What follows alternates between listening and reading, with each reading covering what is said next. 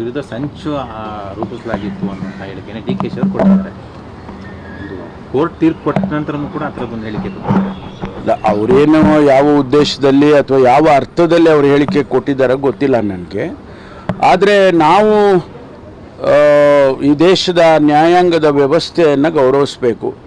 ಸರಿ ತಪ್ಪು ಮಾಡೋದಕ್ಕೆ ಮತ್ತೆ ಅಪೀಲ್ ಹಾಕೋಕೆ ಅವಕಾಶ ಇದೆ.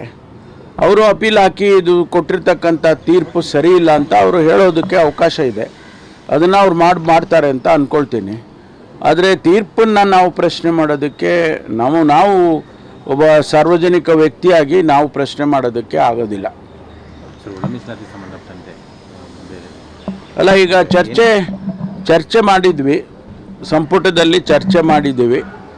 ಅದಕ್ಕೆ ಒಂದು ಟೆಕ್ನಿಕಲ್ ಕಮಿಟಿ ಮಾಡಿ ಈ ರೋಸ್ಟರ್ ಪದ್ಧತಿಯನ್ನು ಯಾವ ರೀತಿ ಮಾಡಬೇಕು ಅನ್ನೋದ್ರ ಬಗ್ಗೆ ನಮ್ಮ ಮುಖ್ಯ ಕಾರ್ಯದರ್ಶಿಗಳ ಅಧ್ಯಕ್ಷತೆಯಲ್ಲಿ ನಮ್ಮ ಇವರು ಯಾರು DPRನವರು, ಆಮೇಲೆ ಸೋಷಿಯಲ್ ವೆಲ್ಫೇರ್ನವರು, ಆಮೇಲೆ ಇವರೆಲ್ಲರನ್ನೂ ಸದಸ್ಯರನ್ನು ಮಾಡಿ ಅಧ್ಯಕ್ಷತೆಯನ್ನು ಚೀಫ್ ಸೆಕ್ರೆಟರಿಗೆ ಮಾಡಿದ್ದಾರೆ. ಸರ್ಕಾರ ಅನಗತ್ಯ ವಿಳಂಬ ಮಾಡ್ತಾ ಇದೆ ಅಂತ ಆರೋಪ. ಇಲ್ಲ, ನಾವು ನೋಡಿ ಒಂದು ಸಾರಿ ಮಾಡಿದ ಮೇಲೆ, ಒಂದು ಕಾನೂನು ಮಾಡಿದ ಮೇಲೆ it should stand the test of ಲಾ.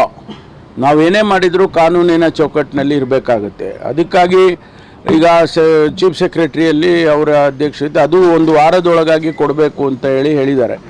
ಬಹುಶಃ ಮುಂದಿನ ಸಂಪುಟಕ್ಕೆ ಬರುತ್ತೆ ಅದು ಅಂತ ಅಂದ್ಕೊಳ್ತೀನಿ. ನಾವ್ಯಾರೂ ಅದಕ್ಕೆ ವಿರೋಧ ಇಲ್ಲ. ಯಾವ ರೀತಿ ಸೈಂಟಿಫಿಕ್ ಆಗಿ ಮತ್ತು ಒಂದು ಕಾನೂನಿನಾತ್ಮಕವಾಗಿ ಆಗಬೇಕು ಅನ್ನೋದು ಅಷ್ಟೇ ನಮಗೆ.